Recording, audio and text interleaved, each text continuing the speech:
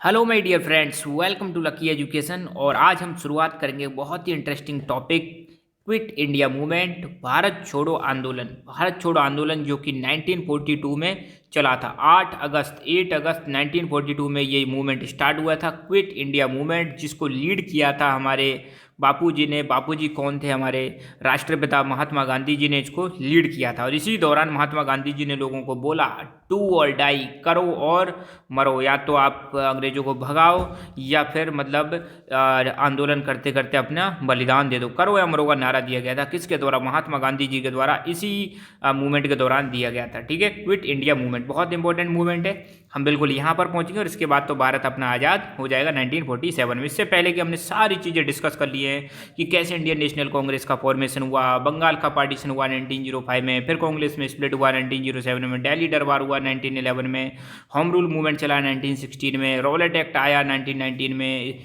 इसके विरोध में जलियांवाला बाग में एक मूवमेंट सभा हुई थी जिस पर जनरल डायर ने गोलियां चलवा दी थी, तो यहाँ हत्याकांड भी हुआ था। नॉन कॉपरेशन मूवमेंट 1920 में चला। चोरा चोरी इंसिडेंट 1922 में हुआ था, जिसकी वजह से नॉन कॉपरेशन मूवमेंट को बंद कर दिया गया। फिर साइमन कमीशन आया जिस 1928 में, और साइमन कमीशन का भी भारतीयों ने विरोध किया था क्योंकि इसके सभी मेंबर्स कैसे थे? वाइट थे, मतलब अंग्रेज थे, कोई भी भारतीय इसमें नहीं था। फिर हमने सिविल डिसोबीडियंस मूवमेंट देखा, जिसमें हमने पूर्ण स्वराज की मांग की थी कि हमें पूर्ण स्वराज चाहिए, और साथ के साथ में नमक का कानून भी तोड़ा था गांधी जी ने, सॉल्ट लॉ बनाकर, और एक डांडी मार्च निकाली थी। ठीक है और आज हम देखेंगे क्विट इंडिया मूवमेंट, भारत छोड़ो आंदोलन, जो कि अगस्त 1942 में हुआ था। इसकी शुरुआत करेंगे तो ठीक है, डेट भी बहुत इंपॉर्टेंट है। और ये मूवमेंट ऐसे समय पर हो रहा था कि जब पूरे विश्व में एक सेकंड वर्ल्ड वॉर चल रहा था, जो कि वर्ल्ड वॉर 1939 में स्टार्ट हुआ था और 1945 में फिनिश हुआ था। और इसको लीड कर रहे थे बहुत ही भयानक आदमी, अडोल्फ हिटलर। जर्मनी के ये डिक्टेटर थे अडोल्फ हिटलर। ठीक है, इन्होंने मतलब अंग्रेजों की ऐसी तैसी करके भटक रखी थी, और यही हमारे पास अच्छा मौका था क्योंकि अंग्रेजों को इधर से मार लगा रहे थे एडोल्फ हिटलर, और इसी समय पर हमने भी मतलब मूवमेंट लॉन्च कर दिया और अंग्रेजों पर डबल प्रेशर पड़ा इसका। ठीक है ना, तो ये हमारे लिए अपॉर्चुनिटी भी थी कि मतलब ऐसे में ब्रिटेन क्या था, कमज़ोर था, ब्रिटेन मजबूर भी था। हालांकि हमने 1939 में ये जब वर्ल्ड वॉर स्टार्ट हुआ था तो हमने सब बोल दिया था कि हम आपको सपोर्ट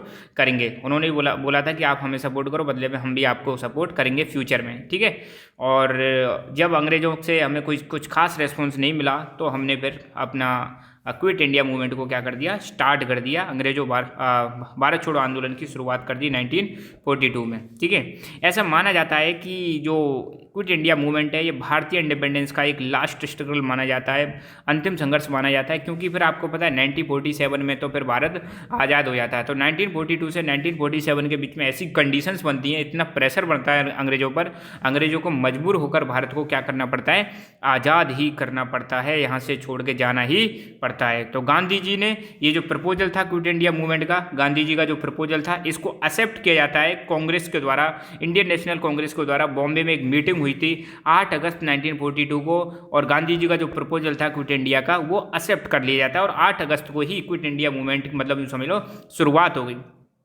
गांधी जी ने इसी मूवमेंट के दौरान एक नारा दिया था, स्लोगन दिया था, डू और डाई, ये आपको याद रखना है। और इन्होंने क्या बोला था? गांधी जी ने बोला था कि I am giving a short मंत्र टू ऑल ऑफ यू, मैं आपको एक छोटा सा मंत्र देना चाहता हूँ, डू और डाई। मंत्र क्या था? Do or die. We all will either get India freed or die for this cause, but we will not remain alive to be dominated.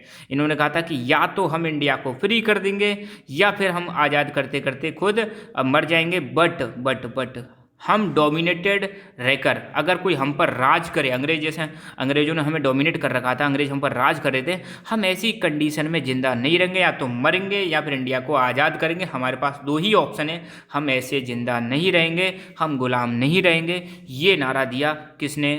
हमारे महात्मा गांधी जी ने। मगर इनको अगले ही दिन 9 अगस्त को, ध्यान देना, 9 अगस्त को प्रातःकाल सुबह सुबह ही जल्दी से जल्दी अंग्रेजों ने क्या कर लिया? अरेस्ट कर लिया, और साथ के साथ में बड़े बड़े कांग्रेस लीडर्स को भी गांधी जी के साथ अरेस्ट कर लिया था ताकि मूवमेंट को रोका जा सके।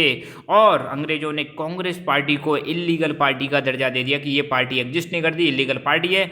और गांधी जी ने बोला कि भाई ये अपना फाइनल स्ट्रगल है। तो यहाँ तक गांधी जी को अरेस्ट कर लिया था, मगर मूवमेंट रुकेगा नहीं, क्योंकि अब जनता पहले की तरह नहीं है। अब जनता ने भी आगे बढ़ के इस मूवमेंट में भाग लिया।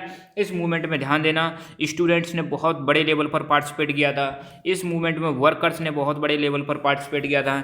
इस मूवमेंट में पीजेंट्स मतलब जो हमारे किसान भाई थे उन्होंने पार्टिसिपेट किया। इवन प्रिंसिपल स्टेट्स के जो लोग थे उन्होंने भी इसमें पार्टिसिपेट किया था। जगह जगह पर स्ट्राइक्स होने लगी, वायलेंट एक्टिविटीज़ होने लगी, मतलब बहुत बड़े लेवल पर। इस मूवमेंट को मास मूवमेंट बोलते हैं। कैसा मूवमेंट बोलते हैं? Mass movement. क्योंकि इसमें एक दो लोग, जनता के हर सेक्शन से, पब्लिक के हर सेक्शन से, सोसाइटी के हर सेक्शन से लोगों ने इसमें पार्टिसिपेट किया था। जगह जगह पर हड़ताल होने लगी, स्ट्राइक्स होने लगी अंग्रेजों के खिलाफ वायलेंट एक्टिविटीज़ होने लगी। वायलेंट का मतलब कुछ विध्वंसकारी, ठीक है, एक्टिविटीज़ होने लगी। स्कूल, कॉलेज, फैक्ट्रीज, इन जगह पर लोगों ने अटैक करना स्टार्ट कर दिया।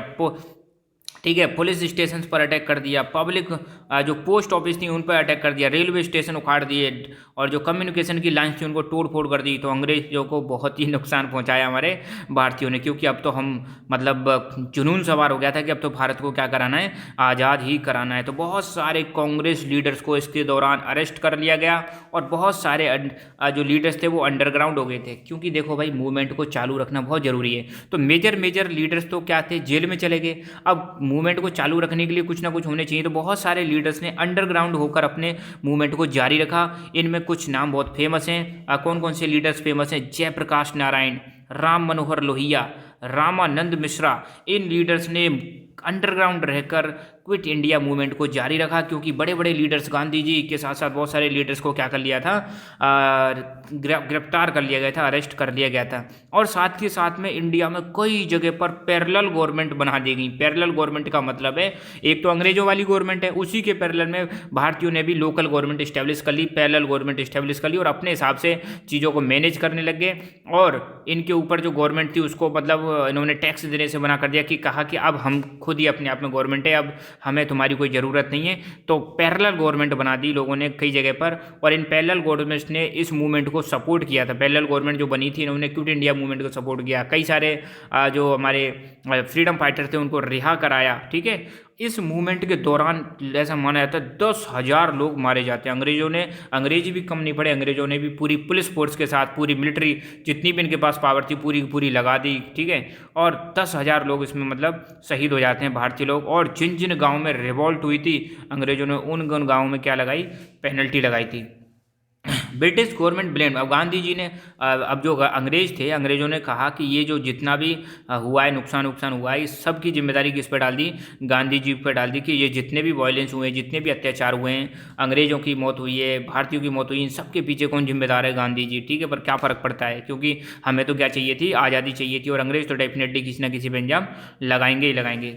ये मूवमेंट जो है अब बहुत बड़ा मूवमेंट है, सिंपल सी बात है। इस मूवमेंट की वजह से ही मतलब ऐसा मान लो कि जो हमारा आज़ादी का जो पाथ है वो इसी मूवमेंट से होकर गुजरता है। क्योंकि आज़ादी बहुत करीब थी, 1947 बहुत करीब था। इस मूवमेंट ने अंग्रेज़ों को पूरी तरह से हिला के पटक दिया, और इसी मूवमेंट ने लोगों में बहादुरता की भावना का विकास किया, लोगों में एक्साइटमेंट कर दिया, लोगों को एक्साइट किया, लोगों को स्ट्रेंथ दी, पावर दी, और लोगों को सेक्रीफाइस, देश के लिए सेक्रीफाइस होने का मतलब एक प्रकार से उनमें भावना बढ़ दी कि आपको देश के लिए क्या होना है, सेक्रीफाइस होना है, आपको बहादुरी से लड़ना है। लोगों में जोश बढ़ दिया, लोगों में शक्ति पैदा कर दी।